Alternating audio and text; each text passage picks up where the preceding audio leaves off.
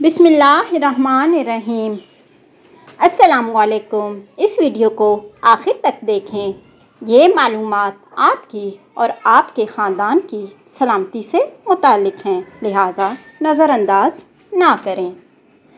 Bathroom का दरवाज़ा खुला छोड़ देने के नुकसानात। ज़ैल दिए गए चंद काम कर लीजिए, आपके जिस्म से मनफी तवानाई का ख़ात्मा होगा और आपके शयातीन कमज़ोर पड़ जाएंगे। नंबर 1, बैतुल खला की सफाई। इस पर कोई समझौता नहीं है और बैतुल खला को मुस्तकिल बुनियादों पर साफ़ सुथरा और बदबू से पाक रखिए।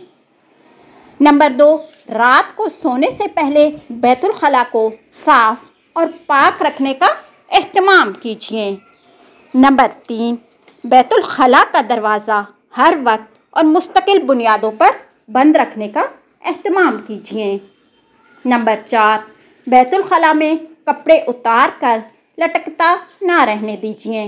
महज एक रात के लिए लटके रहने वाले कपड़ों में जितनी मनफी तवानाई भर जाती है, उसका ख़ात्मा तकरीबन नामुमकिन होता है, या कम अज़ कम 72 घंटों के लिए धूप में लटकाने से कुछ खुलासी मुमकिन होती है।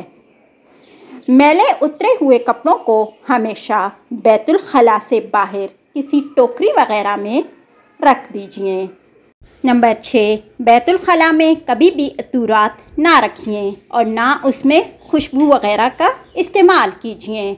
नंबर 7, बैतुल खला में जाकर रोते हुए हर नौजवान लड़की या लड़के को नसीहत हो कि आइंदा कभी भी और किसी भी हाल में बैतुल खला में खड़े होकर ऐसी हरकत या गुफ्तगू ना करना कि अमूमन ये जिन्नात के दाखिल होने की सही, और उस वक्त जिन्नात अमूमन दाखिल भी होते हैं।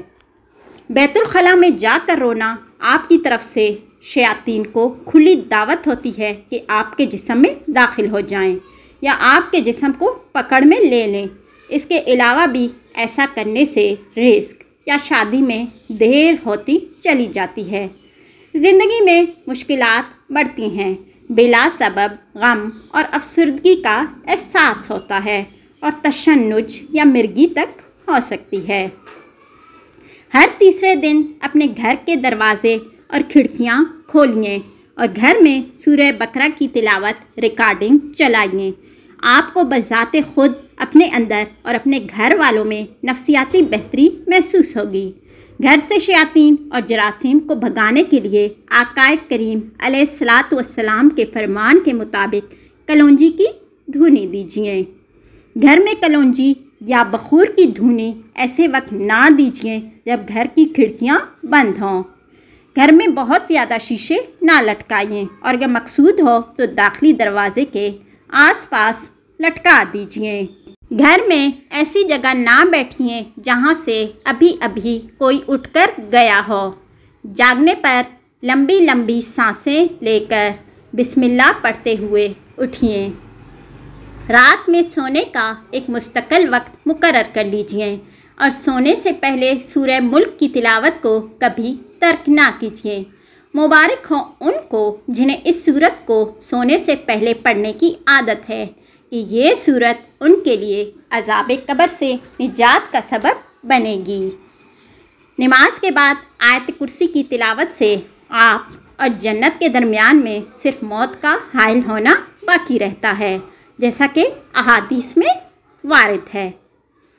आपको जिनसे प्यार है उन्हें ये पैगाम भेजिए। नेकी की तरफ तवज्जो दिलाने वाला नेकी करने वाले जैसा अजर पाता है।